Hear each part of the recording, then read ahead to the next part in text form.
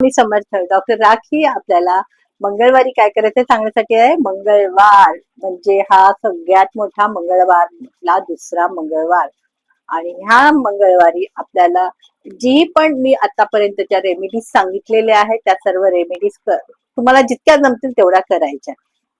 उदाहरणार्थ आपल्याला चहा सकाळी दानमध्ये द्यायचा किंवा दिवसभरात कधी तुम्ही द्या.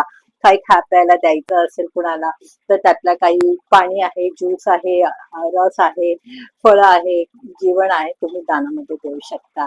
मुंग्यांना किडींना सुद्धा पीठ आणि साखर मात्र नक्कीच द्या. पक्ष्यांना दाना पाणी द्या. त्याचप्रमाणे आपल्याला आज गणपती बाप्पाला नमस्कार करून दुर्वा आणि फुल वाहून हनुमंताची सेवा करायची आहे. तर संध्याकाळी न विसरता हनुमंताला तुम्ही तुमच्या याच्याप्रमाणे नारळ द्या किंवा गुळ आणि चण्याचा प्रसाद द्या. आज निंब्याच्या पानाचा जास्त आणि निंब्याच्या झाडाचा जास्त प्रयोग आहे, त्याच्यामुळे त्यांना झाड जर तुमच्या जवळपास असेल तर निंब्याच्या झाडाला पाणी द्या. त्याच्यापासून त्याच्या पानापासून किंवा तुम्ही ज्योत बनवा, म्हणजे एक काठी घ्या त्याला कापूस लावून ती ज्योत बनवा आणि तुम्ही हनुमंताच्या समोर लावा किंवा त्याची पानं वाहा. तुळशीचा हार वाहा.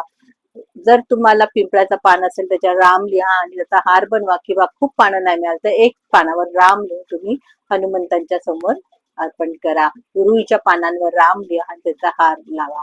अशा प्रकारे आपल्याला आवडेल तसं तुम्ही अर्पण करा.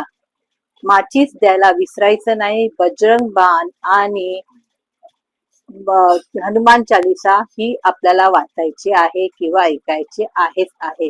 जमलं तर तुम्ही छोटे छोटी पुस्तकं मिळतात हनुमान चालिसाची, ती तुम्ही दानामध्ये देऊ शकता. तुम्हाला जमेल, तुम्हाला होईल त्या कपॅसिटीने तुम्ही आज दान पुण्यामध्ये मदत करा आणि नारळ किंवा काही वस्तू तुम्ही हनुमंताला चढवा किंवा 5 मंगळवार आपल्याला ह्या वर्षाच्या महत्वाचे आहे ते आपण करतोय आणि ते कंटिन्यू 5 मंगळवार चालू आहेत. आज देवीचा वार सुद्धा आहे, अष्टमी असल्यामुळे तुम्ही देवी हळदी कुंकू आणि गजरा वेणी सुद्धा अर्पण करा. अशा प्रकारे आज देवीला मिठाई किंवा लाडू वगैरे पण प्रसादात आणा, खीर बनवा. अशा प्रकारे